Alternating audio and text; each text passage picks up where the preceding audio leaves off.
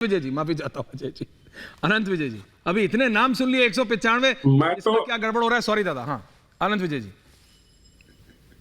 मैं तो अभी जब रत्नाकर जी को और राकेश जी को देख रहा था तो वो मुझे मिर्जापुर का एक डायलॉग याद आ रहा था, उसको थोड़ा बदल के बोल रहा हूँ कि बहस तो त्रिपाठी ही करेंगे। अच्छा, त्रिपाठी वर्सेस त्रिपाठी, जिसमें वैसे मिर्जापुर में कहते हैं ना, बचेगा तो त्रिपाठी ही। हाँ, तो वैसे ही त्रिपाठी वर्सेस त्रिपाठी जब चल रहा था आपके स्क्रीन पर, तो मुझे ये लग रहा था कि बहस तो त्रिपाठी ही करेंगे, हम लोग तो बैठे रहेंगे।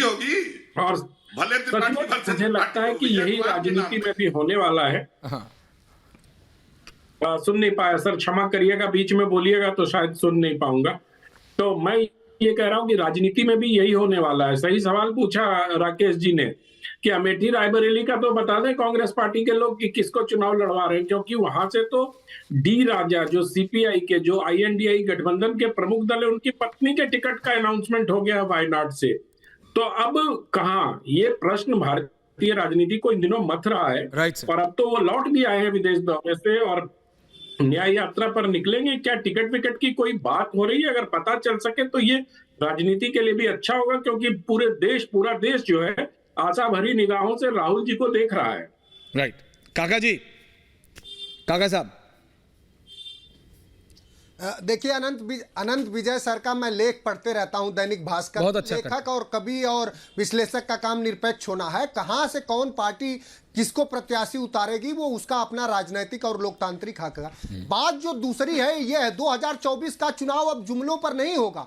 अब 2024 के चुनाव में हर बूथ पर मोदी नहीं लड़ेंगे। उत्तर प्रदेश में बेरोजगार लड़ेगा, जो 60 लाख लोग जो पुलिस भर्ती में, 11 लाख लोग जो आरओ में जो जिनके साथ धोखा हुआ, जिनका पेपर लीक हुआ, वो महिला माता बहन लड़ेगी। वो दलित लड़ेगा जिसके बहन को हाथरस में फूंक दिया गया। वो किसान लड़ेगा जिसके 700 लोगों को शहीद कर दिया गया। वो सैनिक लड़ेंगे जिनकी 1 रैंक 1 पेंशन नहीं हुई। वो बेरोजगार लड़ेगा जो आकंठ बेरोजगारी में दबा हुआ है। तो उत्तर प्रदेश समेत पूरे देश पर और भारतीय जनता पार्टी का जुमला नहीं चलेगा।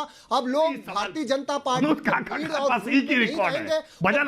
और सजग सवाल करेंगे, जिस सवाल से नरेंद्र मोदी समेत उनके सारे प्रवक्ता घबराते हैं। आप बेरोजगारी पे सवाल कर लीजिए, महंगाई पे, भ्रष्टाचार पे सवाल कर लीजिए। जो भ्रष्टाचारी बीजेपी में जा रहा है वो शुद्ध कैसे हो? करिए ना सवाल, इस पर करिए, किससे मना? गोइंग सत्य विजय, मेरे साथी सत्य विजय है, वो इस समय शिवराज सिंह चौहान से बात कर रहे हैं। रीना जी आ रहा हूं। Shivraj Singh Chouhan, exclusive on Republic.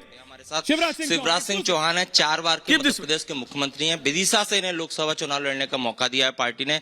Sir पहले भी आप 5 बार वहां से सांसद रह चुके हैं, 4 बार के मुख्यमंत्री। आपके लिए विदिशा नई सीट नहीं है, लेकिन किस तरह से, कितनी चुनौतियां हैं पूरे देश के लिहाज से और मध्य प्रदेश के लिहाज से? सबसे पहले तो मैं सूची के लिए केंद्रीय नेतृत्व को, युगदृष्टा युग पुरुष प्रधानमंत्री श्रीमान नरेंद्र मोदी जी को, हमारे यशस्वी राष्ट्रीय अध्यक्ष श्रीमान नड्डा जी को, आदरणीय अमित भाई साहब को बहुत बहुत बधाई देता हूं। बहुत सुगठित, बहुत संतुलित टीम भारतीय जनता पार्टी ने मैदान में उतारी है। और हम जैसे कार्यकर्ताओं के लिए भारतीय जनता पार्टी मां है, एक मिशन है, और वो मिशन है राष्ट्रीय पुनर्निर्माण का।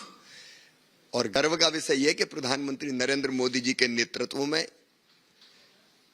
अद्भुत और अभूतपूर्व विकास देश का हो रहा है। जन कल्याण के काम भी इतिहास में दर्ज हो रहे हैं, समाज के हर वर्ग का कल्याण।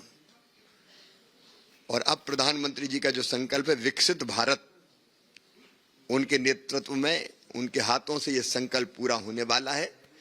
मुझे प्रसन्नता इस बात की है कि उस संकल्प की पूर्ति का छोटा सा माध्यम हम। तो ये शिवराज सिंह चौहान है, बहुत खुश लग रहा है, फॉर्मर सीएम, अब सांसद का इलेक्शन लड़ेंगे। हमारे साथी सत्य विजय से बात कर रहे हैं। मैं वापस जा रहा हूं डिबेट पे, थैंक यू वेरी मच।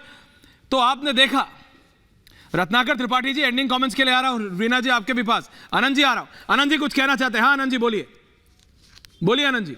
मैं सिर्फ इतना कहना चाह रहा हूं कि मेरे मित्र काका जी ने मुझे कहा, मेरे बारे में कहा कि मैं कविता लिखता हूं। भाई साहब मुझे क्षमा कर दीजिएगा, मैं कवि नहीं हूं। और दूसरा, मैं दैनिक जागरण में काम करता हूं। और तीसरी बात कि मैंने सिर्फ अपेक्षा जताई है कि उनके बारे में देश को पता चलना चाहिए कि राहुल जी चुनाव कहां से लड़ रहे हैं। मैं कोई डिक्टेट करने वाला, मेरी हैसियत नहीं है राष्ट्रीय पार्टी के राष्ट्रीय पूर्व अध्यक्ष के बारे में डिक्टेट करने की। मैं लेकिन अपेक्षा तो कर सकता हूं। देखिए आनंद जी, जब योगेंद्र यादव कांग्रेस का फ्यूचर डिसाइड कर सकते हैं तो आप भी कर सकते हैं सर। छोड़िए अभी ये सब बात बोलना, अभी वो हो गया खेल तमाशा सब जो हो रहा है। लेकिन Reena Gupta ji, ending comments from you ma'am. Sameer ji आ रहा हूं। रीना जी देखिए ऐश्वर्या जी, कौन पार्टी किसको टिकट देती है ये उसका अधिकार है, बिल्कुल। लेकिन ये बहुत दुख की बात है कि भारतीय जनता पार्टी ने किसानों के बारे में बिल्कुल नहीं सोचा और उन्होंने टैनी को दोबारा से टिकट दी, जिसके बेटे ने सरेआम किसानों को रौंदा।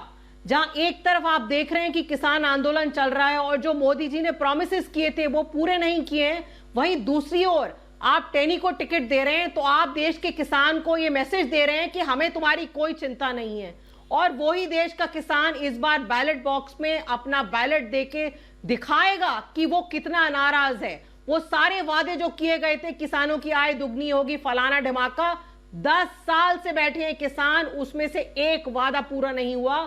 और पंजाब का किसान, हरियाणा का किसान, पश्चिमी उत्तर प्रदेश का किसान, सारे किसान इस बार भारतीय जनता पार्टी का अहंकार चूर करने वाले हैं। अच्छा, देख लेते हैं। Tripathi ji ending comments. Ratnakar Tripathi ji, sorry आज दो हैं। राकेश जी आ रहा हूं एंडिंग में। देखिए रत्नाकर जी राकेश जी आऊंगा। देखिए मुझे बड़ा अचंभा लगा। ये दैनिक जागरण में है, बतौर पत्रकार इनको ये पूछना चाहिए था कि आपने इतने हत्यारों और बलात्कारियों को टिकट क्यों दे रहे हैं, क्यों पैरवी कर रहे हैं। आनंद जी को भी तो उल्टे वो ये पूछ रहे हैं वायनाड से कौन लड़ेगा, रायबरेली से कौन लड़ेगा। खैर दैनिक जागरण से है तो मजबूरी में समझ सकता हूँ। ऐश्वर्या जी देखिए, अभी राकेश त्रिपाठी ने कहा कि 8 विधानसभा जीते। वो जीतना कोई फैक्टर नहीं होता राकेश जी। जीतते तो जवाहर पंडित के हत्यारे कपुल मुनि करवरिया, ब्रिजभूषण शरण सिंह, ब्रजेश सिंह, विनीत सिंह, धनंजय सिंह, उदय भान सिंह और जाने कितने सिंह और पांडे जीतते हैं जो कुख्यात और दुर्दांत अपराधी हैं। यहां बात जनता की हो रही है। और अंतिम बात बोल दे रहा हूं ऐश्वर्या जी आपके लिए। आप बार बार पूछते हैं कि कौन हराएगा, तो मैं भाजपा के लिए बोलता हूं, अहंकार हराएगा। तू और किसी से न हारेगा, तुझे तेरा गरूर मारेगा। और जिस जन ने तुझको दस्तार बख्शी है, वही जन तेरी पगड़ी उतारे। ओके समीर जी ओके त्रिपाठी जी। समीर जी एंडिंग कमेंट्स। राकेश जी आ रहा हूं।